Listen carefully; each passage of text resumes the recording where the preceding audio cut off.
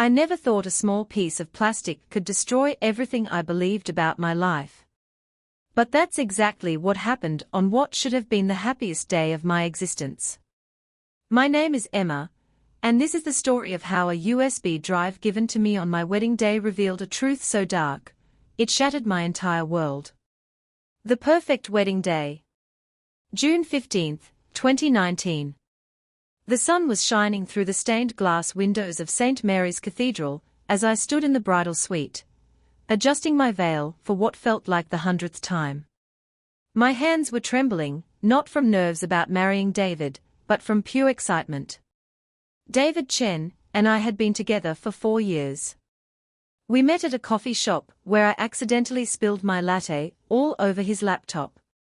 He laughed it off, and 3 hours later, we were still talking.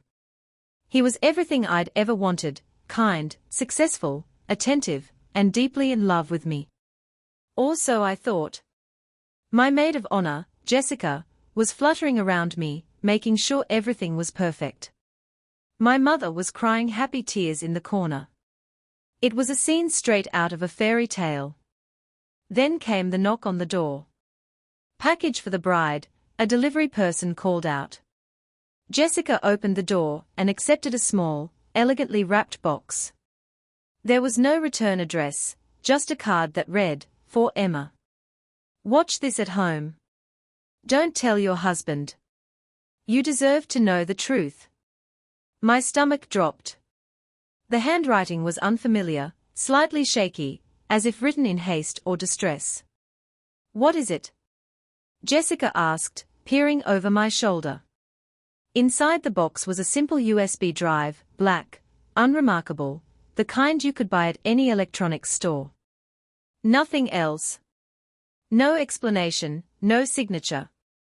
"Probably just wedding photos someone took during the rehearsal," my mother suggested, though her voice lacked conviction. I slipped the USB into my clutch, trying to ignore the growing sense of unease in my chest. This was my wedding day. Nothing was going to ruin it. The ceremony. The ceremony was beautiful. David looked at me like I was the only person in the world. When he said his vows, his voice cracked with emotion. "Emma, you are my everything. My past, my present, my future. I promise to love you, honor you, and cherish you for all the days of my life." I believed every word. We exchanged rings, kissed as the crowd erupted in applause, and walked down the aisle as husband and wife. The reception was a blow of champagne, dancing, and well wishes from friends and family.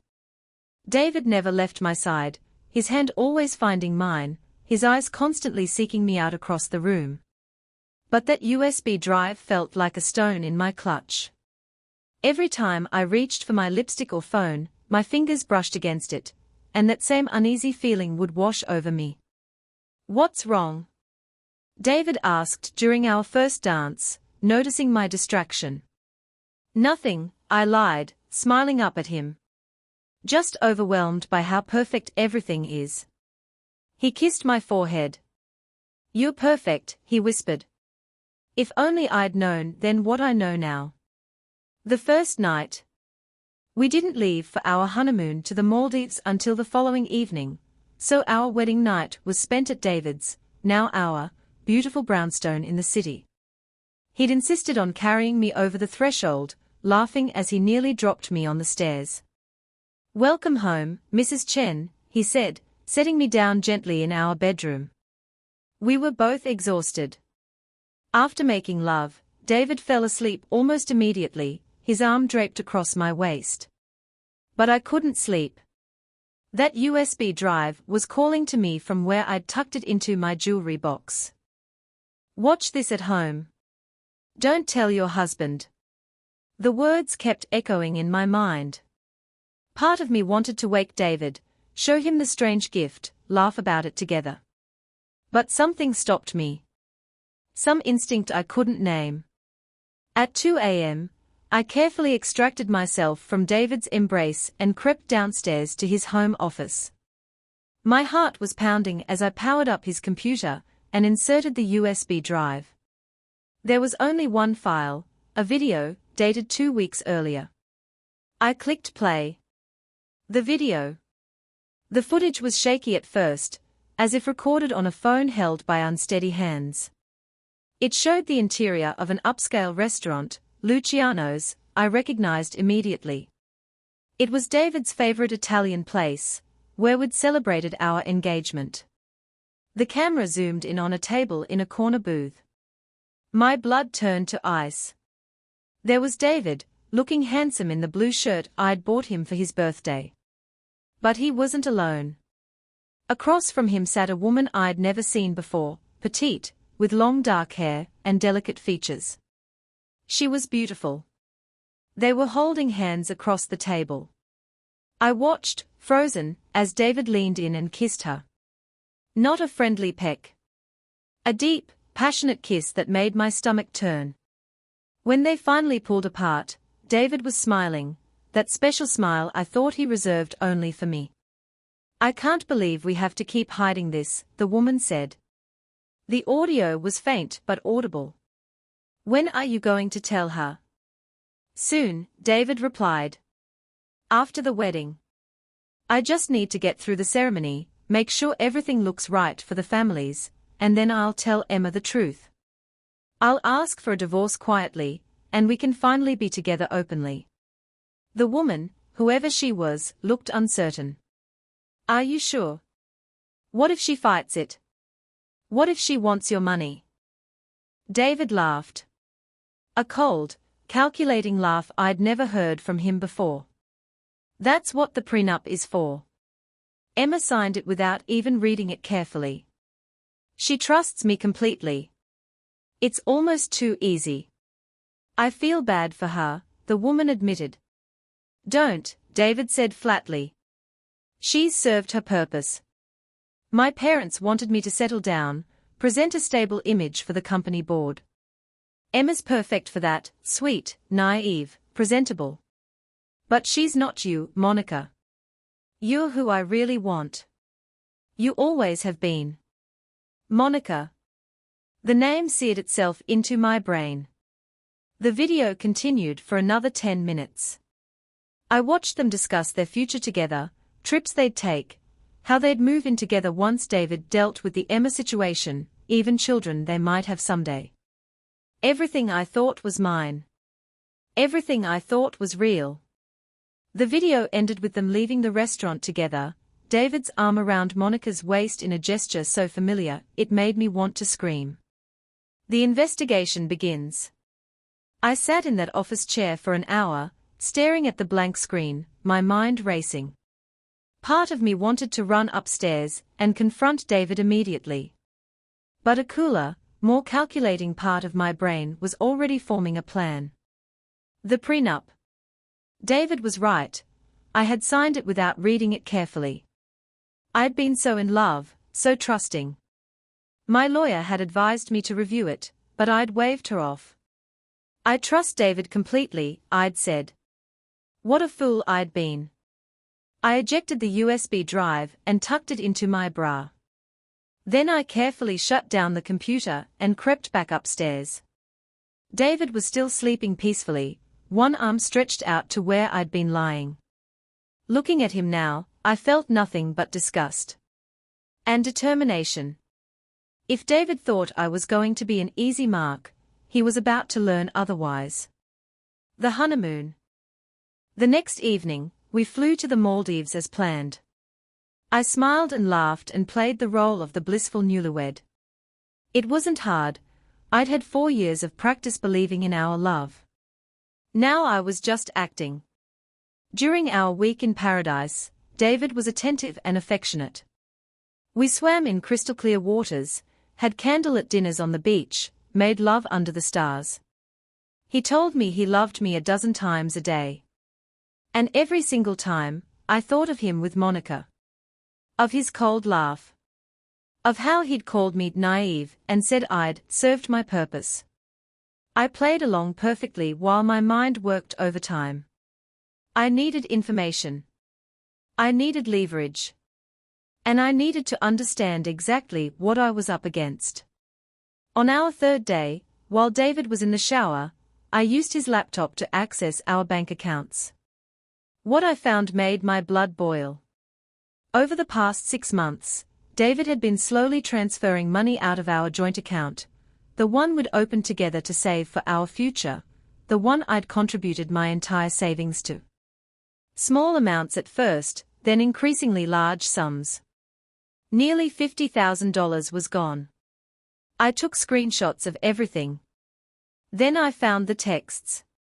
David thought he'd deleted them, but they were still in his cloud backup. Hundreds of messages between him and Monica, going back almost a year. My darling M, I can't wait until this charade is over and I can wake up next to you every morning. He is so trusting it's almost pathetic. She believes every word I say. Just booked us that trip to Paris for October. Don't worry, I'll tell E I have a business conference. Each message was a knife to my heart. But I didn't cry. Instead, I methodically documented everything, uploading files to my own private cloud account. The mysterious sender. Back home after the honeymoon, I became obsessed with finding out who had sent me that USB drive. Someone had been watching David. Someone had known the truth and wanted me to know it too. I started with the video itself. The angle suggested it had been filmed from another table at the restaurant, probably on a smartphone. Whoever recorded it had been close enough to capture audio, which meant they'd been deliberate about it. I called Luciano's, claiming I'd lost an earring during a recent visit, and wondering if they had security footage I could review. The hostess was sympathetic, but explained they didn't keep footage for more than a week. Dead end. Then I remembered something. In the video, just before it ended, there was a reflection in the window behind David and Monica. A woman with blonde hair, holding up a phone. I went through David's social media, his contacts, everyone in his professional and personal circle. It took 3 days, but I finally found her. Sarah Mitchell. David's colleague at his investment firm. I'd met her once at a company party, a quiet woman in her 40s who'd seemed friendly enough. I decided to take a risk. I sent her an email from a new account, "Thank you for the wedding gift. We need to talk." She responded within an hour, "Coffee tomorrow. The Bluebird Cafe, 10 a.m. Come alone." The truth unfolds. Sarah was already seated when I arrived, nervously stirring her coffee. She looked exhausted, with dark circles under her eyes. "I wasn't sure you'd actually come," she said as I sat down. "Why did you send me that video?" I asked directly. She took a deep breath. "Because I couldn't let you walk into that marriage blind. Because what David is doing to you, he did to my daughter." My heart stopped. "What?" Sarah's hands were shaking as she pulled out her phone and showed me a photo of a young woman, probably mid-20s, with Sarah's eyes and a bright smile. "This is Katie." Was Katie? Sarah's voice broke. "She died 8 months ago." "I'm so sorry," I whispered, though I didn't understand what this had to do with David. "Katie was David's girlfriend 3 years ago, before you. They dated for 2 years. He told her he loved her, that they'd get married, have children. She believed him completely. Then one day, he just ended it. Brutally. Told her she'd served her purpose and he was moving on." The phrase sent chills down my spine. Served her purpose. Sarah continued, tears streaming down her face. Katie was devastated. She fell into a deep depression. She started therapy, medication, but nothing helped. She couldn't understand why the man she loved, the man she'd trusted completely, had used her so cruelly. "What happened?" I asked, though I was afraid of the answer. "She took her own life. Left a note saying she couldn't bear the pain anymore, couldn't trust anyone anymore. David had broken something fundamental in her." I felt sick.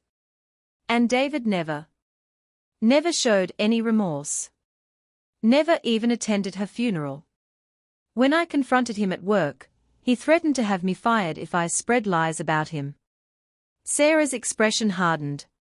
I've been watching him ever since. When I saw him with you, saw the same patterns, the intensity, the declarations of love, the future promises, I knew he was doing it again. Then I overheard him on a phone call with Monica, laughing about his upcoming wedding to his perfect little placeholder. Why didn't you warn me sooner? I tried, Sarah said desperately. I sent you a Facebook message 6 months ago, but you never responded. David must have seen it first and deleted it. I remembered. David had access to all my social media because we shouldn't have secrets.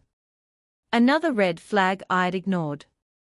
So I followed him, Sarah continued. Documented everything. I was building a case, planning to expose him. Then I saw the video of him with Monica at Luciano's, and I knew. I had to get you that evidence before you married him.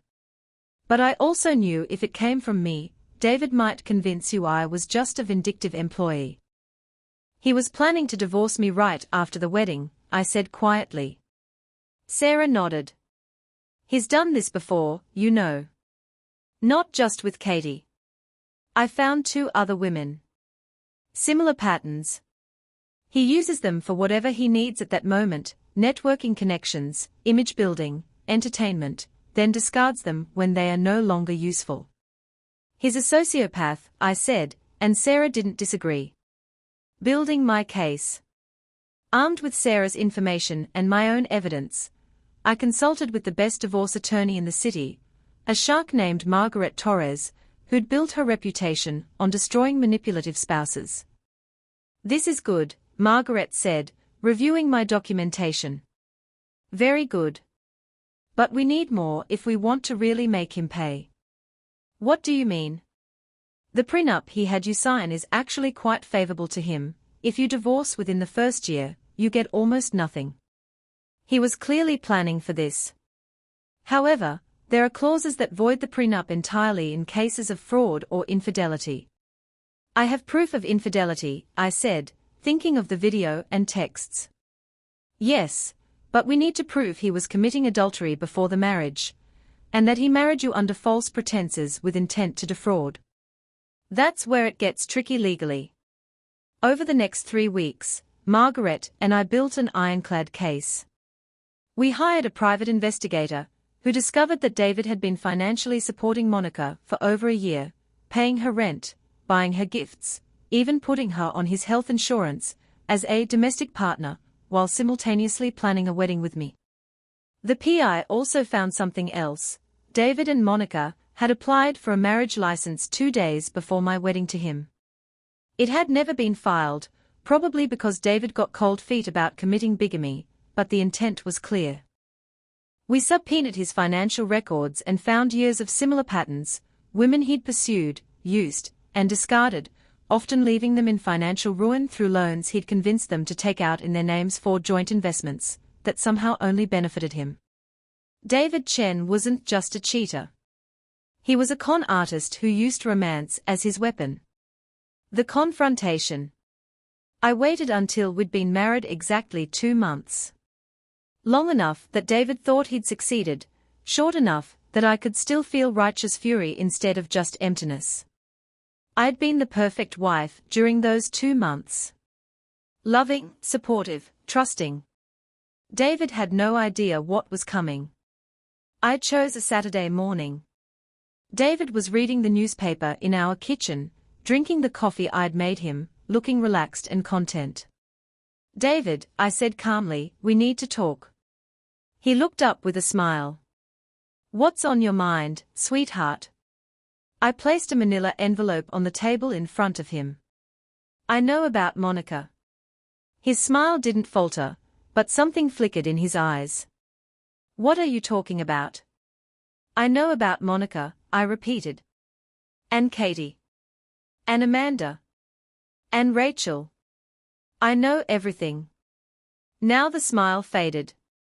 Emma, I don't know what you think you know, but I have video of you with Monica at Luciano's 2 weeks before our wedding, I interrupted. I have texts going back a year. I have financial records showing you've been supporting her. I have proof you applied for a marriage license with her while planning a wedding with me. David's face went pale, then red. Who have you been talking to? What lies? No lies, I said coldly. Just truth. The truth you thought I was too naive to find. He stood up abruptly, and for a moment, I saw something dangerous in his expression. Then it smoothed over, replaced by a pleading look. Emma, please, let me explain. It's not what it looks like. Monica is just, she's been going through a hard time, and I was helping her as a friend. Those texts are taken out of context. I love you. I married you. You married me because you needed a respectable wife for your company's board, I said. You married me because your parents were pressuring you to settle down. You married me because I was naive and trusting enough to sign a prenup without reading it. And you were planning to divorce me as soon as it became convenient. That's insane, David said, but his voice lacked conviction. You're being paranoid. Has someone been poisoning you against me? The only poison here is you, I replied. And I'm done. I slid a second envelope across the table. Divorce papers. I'm filing on grounds of fraud and adultery. Thanks to your own careful documentation of your affair and your financial manipulations, the prenup is void. I'm entitled to half of everything, plus damages for emotional distress. David snatched up the papers, scanning them frantically. You can't do this. You'll get nothing. I'll fight this. Fight all you want, I said. But my attorney is Margaret Torres, and she's very, very good at what she does. We have everything we need. Unless you want this to get even uglier, and trust me, it can, you'll sign those papers and give me what I'm owed. You bitch, David hissed, and there it was, the real man behind the charming mask. I gave you everything. I made you into someone. Without me, you're nothing. No, I said quietly. You tried to make me into nothing. But I'm something you didn't count on. I'm someone who fights back. Monica's visit. That evening, as I was packing my things to move back to my apartment, which, thank God, I'd never given up, the doorbell rang. It was Monica. She was smaller in person than she'd seemed in the video, and she looked terrified. Emma, she said tentatively. Can we talk? Every instinct told me to slam the door in her face. But curiosity won out. Make it quick. We sat in the living room, the same room where David and I had celebrated our engagement, where we'd opened wedding gifts, where I'd believed we were building a life together. I didn't know, Monica said immediately. About you, I mean. Not at first. I raised an eyebrow. The video suggests otherwise. She winced. By the time of that dinner, yes, I knew. But when David and I first got together, he told me he was single. He said he'd just gotten out of a relationship and was ready for something real. I fell for him completely. When did you find out about me? 6 months ago. I saw a photo of you two on his phone. When I confronted him, he said you were just a friend. Someone his parents wanted him to settle down with for appearances, but that he didn't really love you. He said he was going to end things with you but needed to do it carefully. And you believed him? I wanted to, Monica admitted, tears in her eyes. I loved him. I thought he loved me. Then the wedding invitations went out, and he told me this elaborate story about how it was all for show, how he needed to go through with the wedding for business reasons, but would divorce you right after. Did you know he was planning to leave me with nothing? Monica looked genuinely shocked. No. I swear. I thought it would be a mutual, amicable thing. David made it sound like you didn't really love him either, like you both knew it was a business arrangement. He's a liar, I said flatly. I know that now, Monica whispered. After you confronted him this morning, he called me. He was furious. He said it was my fault, that I'd been careless, that I'd ruined everything. He said he never loved me, that I was just convenient. Then he dumped me. Over the phone. After almost 2 years together. I should have felt satisfaction.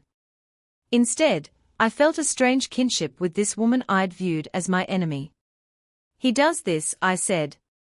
Uses people and throws them away. You weren't the first, and if we hadn't stopped him, you wouldn't have been the last. Monica looked at me with red, swollen eyes. I'm so sorry. For my part in hurting you.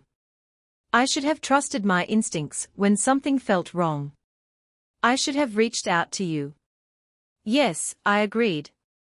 You should have. But he's good at what he does. He's had a lot of practice.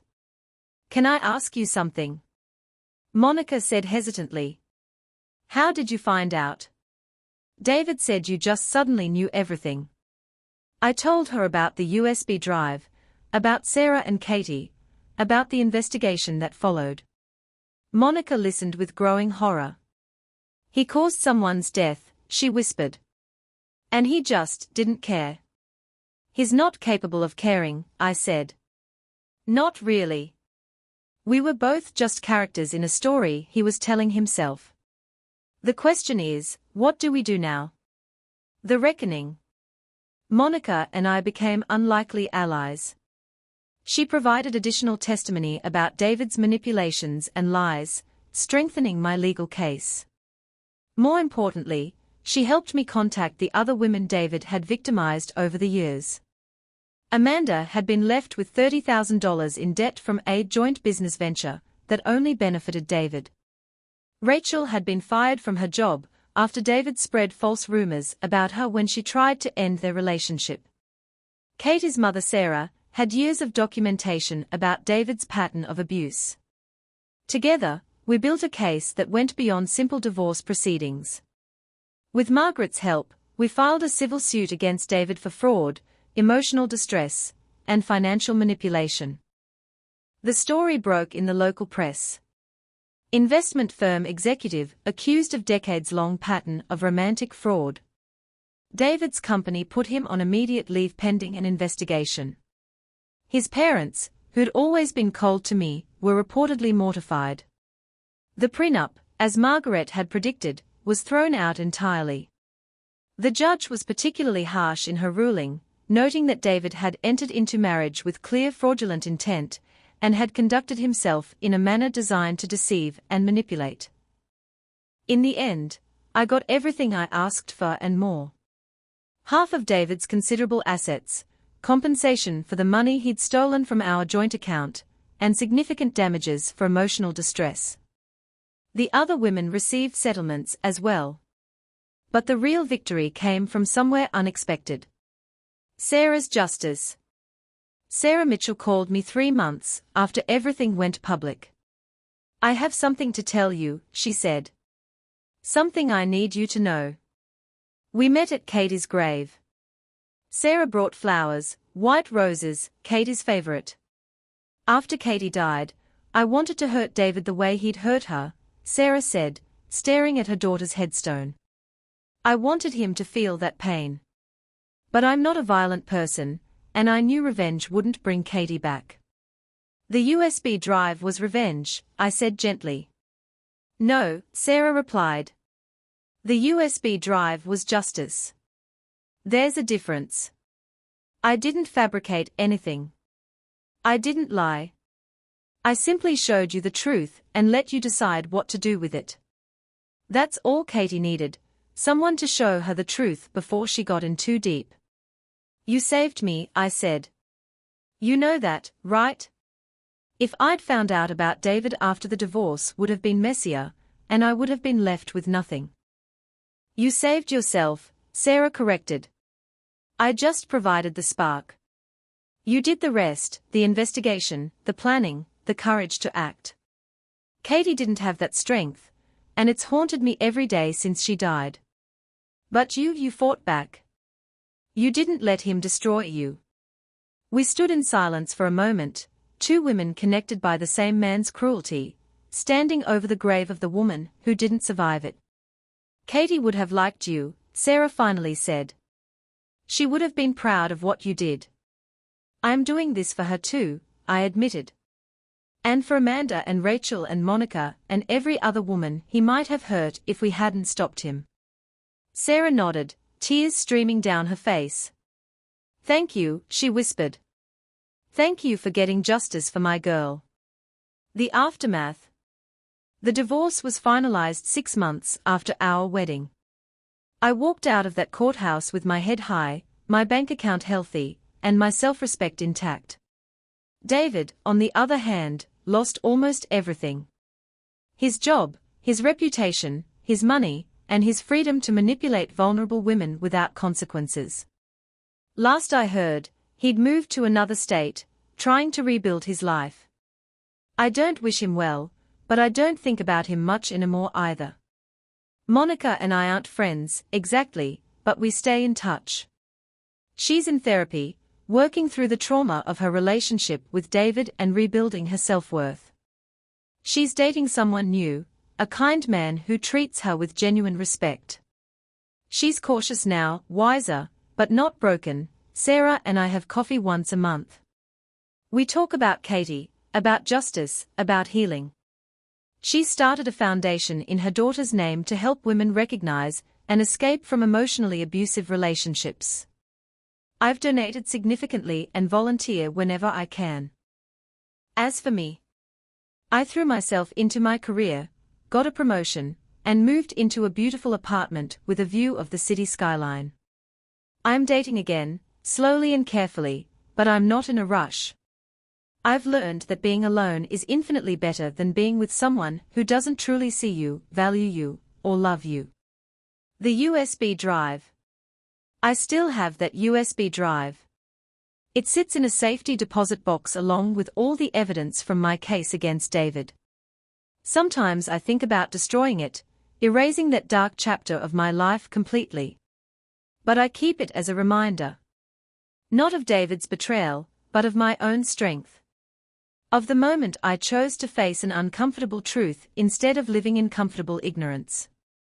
Of the moment I decided I deserved better. That small piece of plastic, that anonymous wedding gift from a grieving mother, changed the entire trajectory of my life. It sounds dramatic, but it's true. Without it, I would have spent years with David, maybe had children with him, before inevitably discovering the truth. And by then, the prenup would have protected him completely.